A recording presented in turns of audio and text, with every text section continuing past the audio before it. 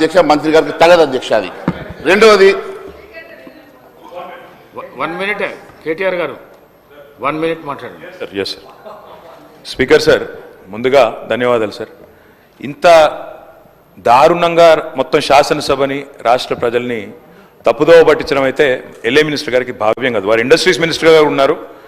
ఇక్కడ క్లియర్గా ఉంది సార్, వాళ్ళు ఇచ్చిన జీవోనే మేము చెప్తుంది కాదు, చాలా క్రిస్టల్ క్లియర్గా GOMS నెంబర్ 54 సార్. ఇందులో ఏం రాసినారో ఒకసారి నేను చదువుతాను సార్. ఏం రాసినారంటే, రంగారెడ్డి జిల్లా alienation of the government land to an extent of 400 acres in survey number 25 at Kancha Gachibowli village, Serlingampalli, in favor of TGISC for the purpose of development of IT etc. at the cost of market value of 75 crores per acre, handing over advance position. 75 కోట్ల చొప్పున 400 ఎకరాలు దారాదత్తం చేస్తున్నాము అని చెప్తే 75 కోట్లకి ఇస్తే అది అమ్మినట్టు కాదా సార్? నెంబర్ 1. రెండోది, బట్టి విక్రమార్క గారేమో మేము అసలు ఒక్క గజం భూమి అమ్మలేదన్నారు.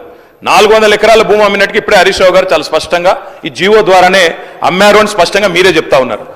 మూడో మాట అధ్యక్ష, మూడో మాట, ఇప్పుడు మంత్రి గారు ఎంత దారుణంగా మాట్లాడుతున్నారంటే, గతంలో అధ్యక్ష అమ్ముకొని ల్యాండ్స్ అమ్ముకొని వాటి ద్వారా వచ్చే ఆదాయానికి మళ్ళీ ఇంకా పైకి కమిషన్లు, ఎవరికి మర్చెంట్ బ్యాంకర్కి 3% కమిషన్ ఇచ్చే కార్యక్రమం కూడా, దాన్ని కూడా మళ్ళీ గొప్ప పని చేస్తున్నట్టుగా ఉత్తరప్రదేశ్లో చేస్తున్నారు. ఉత్తరప్రదేశ్ తప్పు చేస్తే మీరు చేస్తారా? ఉత్తరప్రదేశ్ వాళ్ళు తప్పుడు పనులు చేస్తే మీరు తప్పుడు పనులు చేస్తారా? నేనేమంటున్నా సార్, ఒక్క మాట మీరు తర్వాత చెప్పండి మహేష్ అన్న. మీతో ఒకటే ప్రార్థన సార్, దయచేసి ఇవాళ ఇప్పుడే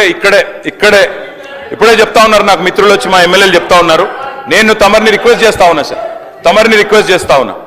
ఏదో శాసనసభ సమావేశాలు జరుగుతున్న సందర్భంగా నేను మిమ్మల్ని రిక్వెస్ట్ చేస్తా ఉన్నా సార్, ప్రభుత్వాన్ని కూడా కోరుతా ఉన్నా, నిజంగా ఈ ప్రభుత్వానికి చిత్తశుద్ధి ఉంటే, ఈ ప్రభుత్వానికి ఏమైనా ప్రజలకు వాస్తవాలు తెలవాలన్న విషయంలో వారికి ఏమైనా నిజంగానే ధైర్యం ఉంటే, దయచేసి ఈ రేసులో ఏదో కుంభకోణం జరిగిందన్నారు కదా, దాని మీద చర్చ పెట్టండి, మొత్తం సమాధానం చెప్పడానికి నేను సిద్ధంగా ఉన్నానని చెప్పి మీ ద్వారా తెలియజేస్తా ఉన్నా.